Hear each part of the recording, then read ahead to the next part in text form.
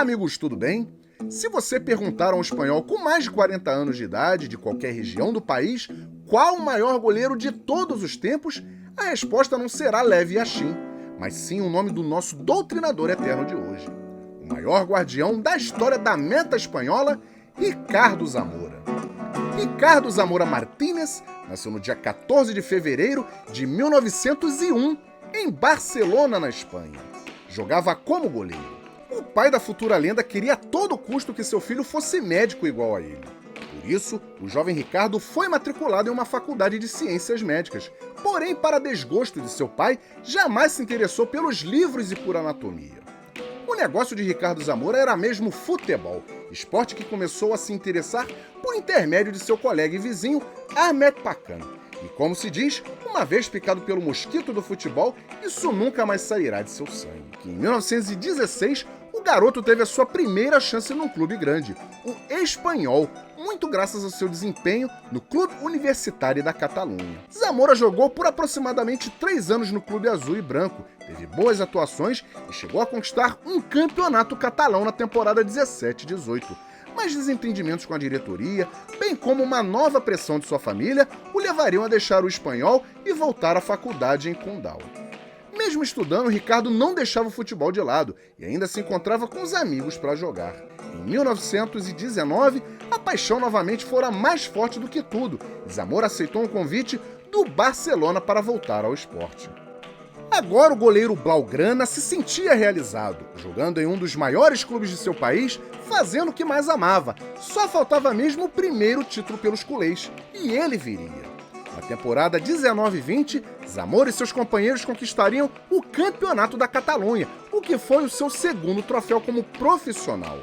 Apenas para lembrar, La Liga só seria criada em 1929, portanto o campeonato catalão era considerado o maior torneio que os clubes da região poderiam jogar.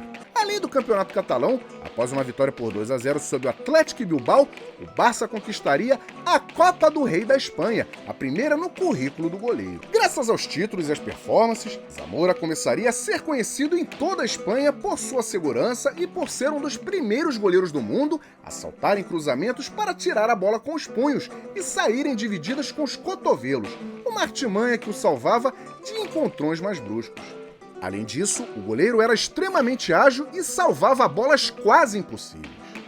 Em 1922, Zamora conquistou mais uma Copa do Rei com o Barça, com direito a uma goleada de 5-1 para cima do Real Unión na final. Vestindo novamente a camisa do seu clube de coração, Zamora virou uma estrela não só de seu clube, mas de todo o futebol espanhol. Para aproveitar a fama de Zamora, o time catalão passou a disputar uma série de amistosos pelo continente e a fazer dinheiro com isso, chegando a cobrar 7.000 pesetas por partida, um valor altíssimo naquela época. Nos anos de espanhol, porém, Zamora não conseguiu transformar a fama em vários títulos e passou por um enorme jejum, que só terminaria em 1929, com a conquista de 2 títulos. A Copa do Rei, diante dos arquirrivais do Madrid, após uma vitória por 2-1 e mais um campeonato catalão.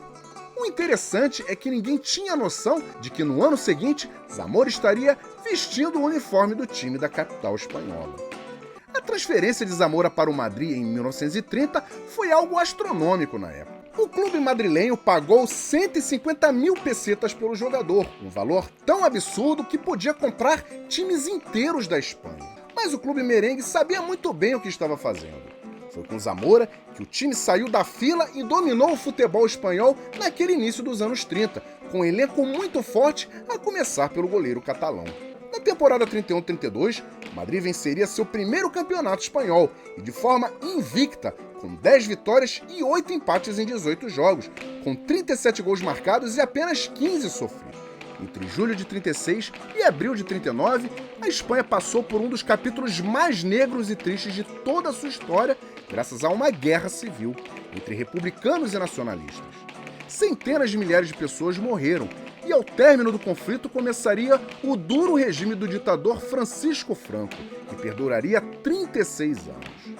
Com o conflito, Zamora foi obrigado a encerrar sua brilhante carreira, pelo menos momentaneamente, e mesmo estando em ótima forma, com apenas 35 anos. Suas convicções políticas durante o conflito até hoje não são muito claras.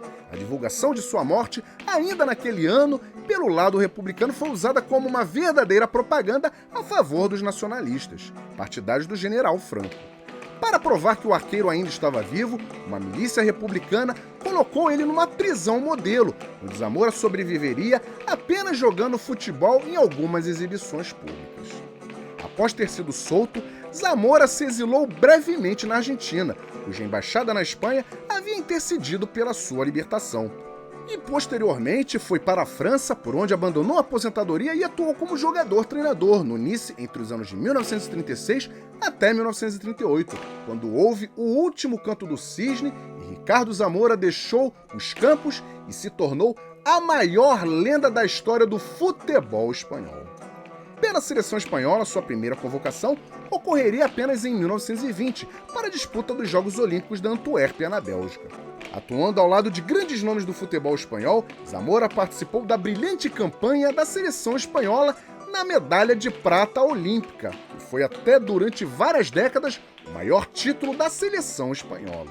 Pela Fúria Espanhola, o arqueiro disputou 46 jogos, sendo 31 vitórias, 7 empates e apenas 8 derrotas, tendo um aproveitamento superior a 63%. Uma peculiaridade sobre Ricardo Zamora foi a respeito da criação de um movimento para evitar choques e aumentar a velocidade de reposição da bola.